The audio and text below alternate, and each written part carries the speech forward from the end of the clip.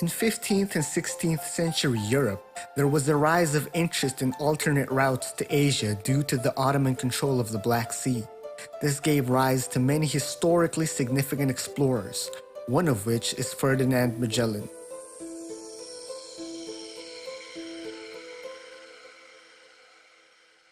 Magellan was a Portuguese explorer working for the Spanish crown. He was born in 1480 Portugal and was the third child of Dom Roy and Dona Alda Magalhães. He and his siblings, Isabel and Diogo, had a Christian education in a nearby monastery, where Magellan became a firm Catholic. When Magellan was 12, he traveled to Lisbon with his father and attended Queen Leonora's school, where he was taught things such as celestial navigation, cartography, and astronomy. This is when he first had a real taste of the seafaring life. Later on, in March of 1505, he sailed with the fleet of Francisco de Almeida to Asia. There he served 8 years, gaining experience with his assistants in the establishment of many major forts along the East African coast and Malay Peninsula. He was even involved in a few conflicts with Muslim and Indian forces. When he returned, he was a captain. Magellan became a strong leader and an excellent soldier with good judgment, which would later aid him on his relentless pursuit of the East Indies. In July 1511, he sailed to the Spice Islands under the Portuguese flag in search of pepper. At the time, this was a highly valuable commodity due to its preservative properties. In his journey, he began to believe that there could be another route to the Spice Islands going west from Europe. In 1512, he requested funding for his voyage from the King of Portugal, Manuel I, but he was unfortunately declined. Thus, he went to Spain, and in March of 1518, he was able to have an audience with Charles V. At the time, Spain and Portugal were in competition over the rights to land in the New World. The Treaty of Tordesillas in 1494 divided ownership of the New World between the two countries. Portugal acquired Brazil and everything east of it into the East Indies, and the Spanish acquired west of Brazil and into areas near the Cape Verde Islands. The Spanish believed that a part of the Spice Islands resided in their territory, so when Magellan gave his proposal, Charles approved his expedition in the same day. Even in the preparation for his expedition, he already faced obstacles as spies from Portugal and Venice had been sent to sabotage his voyage. But still he persisted, and in September 20 of 1519 he set sail from San Luca in Spain.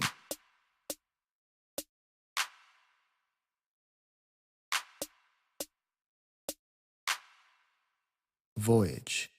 He sailed with 277 crewmen and 5 ships: the Victoria, the Santiago, the Concepcion, the San Antonio, and the Trinidad. After many storms while sailing near the equator, Magellan's crew crossed the Atlantic by December of 1519. He sailed near Cape Roque in Brazil, which was under Portuguese control, so he went south into unknown territory. He made a brief stop at Rio de Janeiro and sailed further south in search of El Paso, a path he was told about by his friend John Lisbon, which was also a fellow navigator.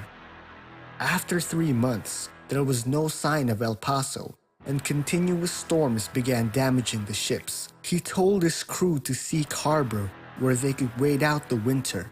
Tension grew as his desire to find this alternate route conflicted with his crew's desire to take the well-established route in Africa, as they thought the journey was too dangerous. In March of 1520, a section of his crew under the command of Juan de Cartagena, his second-in-command, staged a mutiny. They took control of 3 ships. Magellan cleverly managed to sneak some of his own men into Cartagena's ships, and he was able to stab Cartagena, stopping the mutiny. A trial was held, and Cartagena was cast away in a small boat, and most likely perished. After 7 months of storms, on October 18, they began their search for El Paso once again. The Santiago had crashed during the 7-month wait. In 3 days' time, they came across a narrow passage with jagged cliffs on both sides. Much to the crew's dismay, Magellan sent the Concepcion and the San Antonio to explore it.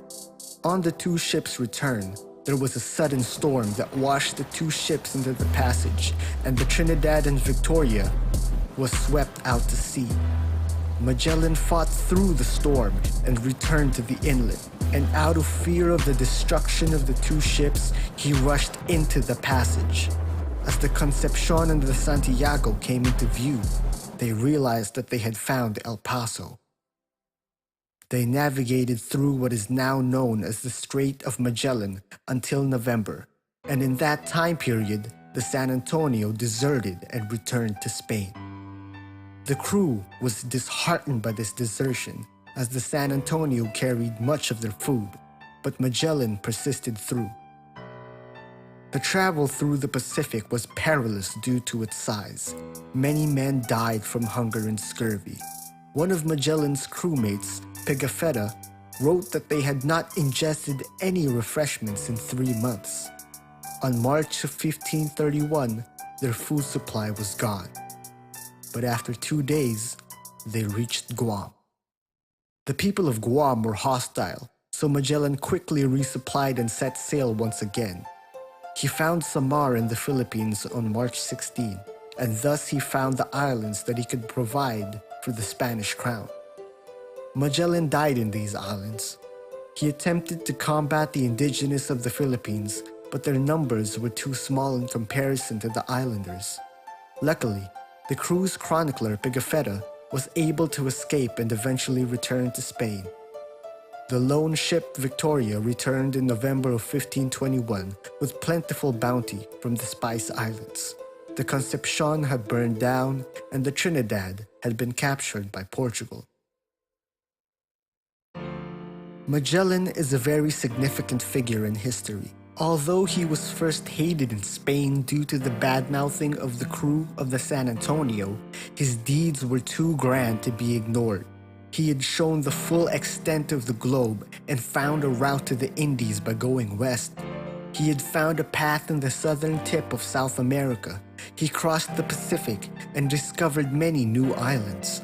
These were major contributions to geography, navigation, and even science, as he was able to prove that the world was round. Although the passage through the Strait of Magellan was not a practical route for Spain, it laid the foundation for the usage of the Philippines.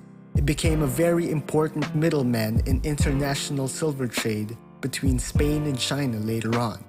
Indeed, one could argue that Magellan had one of the most significant expeditions in the 15th and 16th centuries.